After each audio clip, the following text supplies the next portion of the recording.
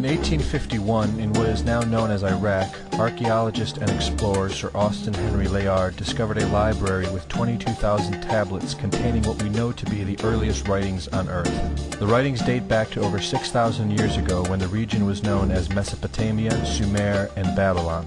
Amongst these vast writings is a story which mirrors the book of Genesis in the Bible. It tells a story of a great flood which reshaped the face of the planet Earth and all of her inhabitants.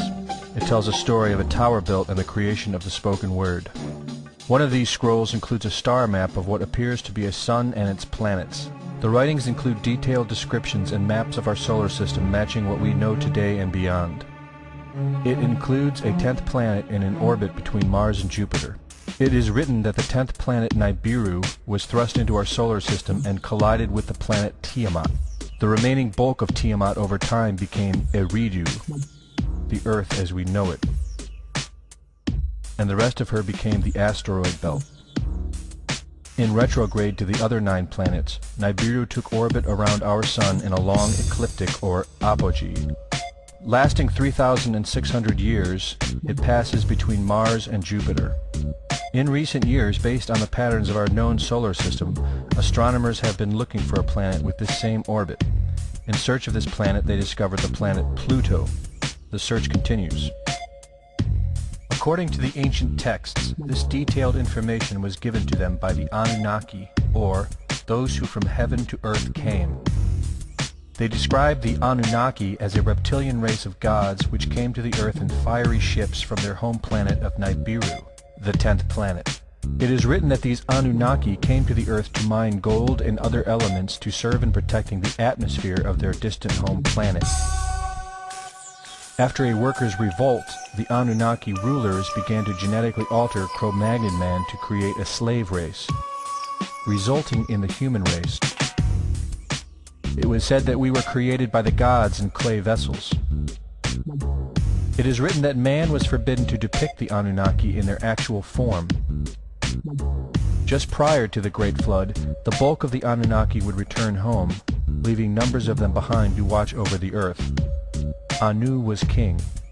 Assigned to Anu to heed his instructions.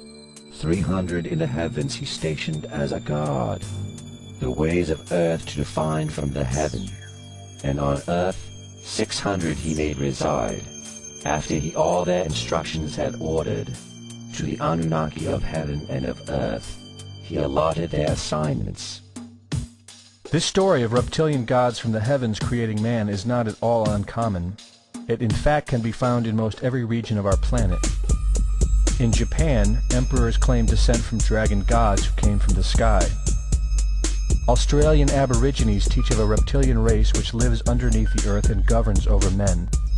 They believe they are descendants of a race of dragon humans. China teaches the serpent queen Nukua interbred with man. India calls these reptilian gods Nagas and claim they seeded their royal families. Throughout the Middle East it is believed a serpent race created man. The book of Genesis tells of giants who came from the heavens to breed with the daughters of man. They are called the Nephilim. In Africa they call them Chitauri, children of the serpent. The royal kings of Africa claim descent from serpent gods who came from the sky. In South America, the Mayans teach that their ancestors were the people of the serpent. The Aztecs were said to be created by a serpent woman. In America, the Hopi Indians believe sky gods came to earth to breed with their women and refer to them as their snake brothers. The word Sioux means snakes, and Iroquois means serpents. It seems the only places you will not find this historical story is where the history has been methodically destroyed.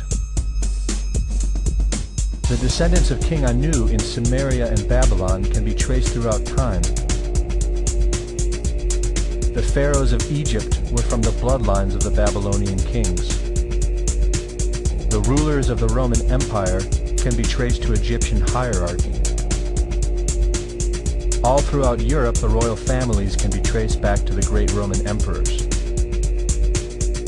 34 of the presidents of the United States are directly descended from European royalty, with the remaining 8 who are only closely related to these same bloodlines.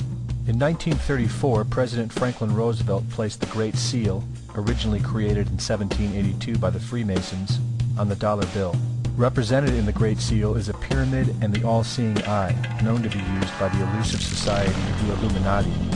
Strung together in conspiratorial confusion are secret societies such as the Illuminati, the Freemasons, and the Bohemian Club.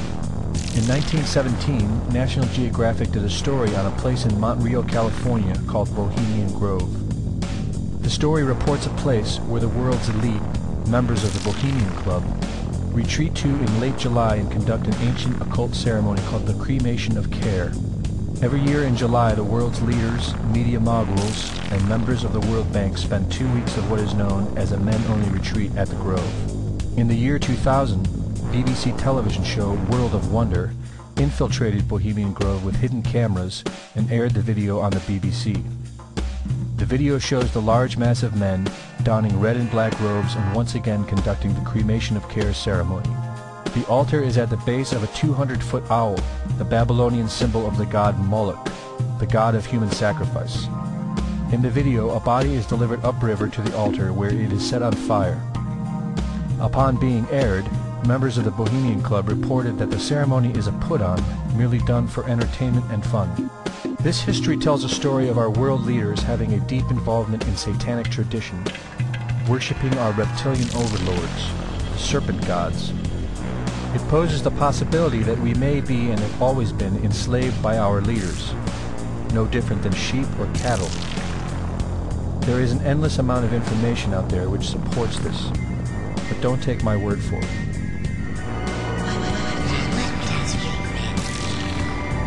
Well, son, a funny thing about regret is that it's better to regret something you have done than to regret something you haven't done. And by the way, if you see your mom this weekend, be sure and tell her, Satan! Satan! Satan!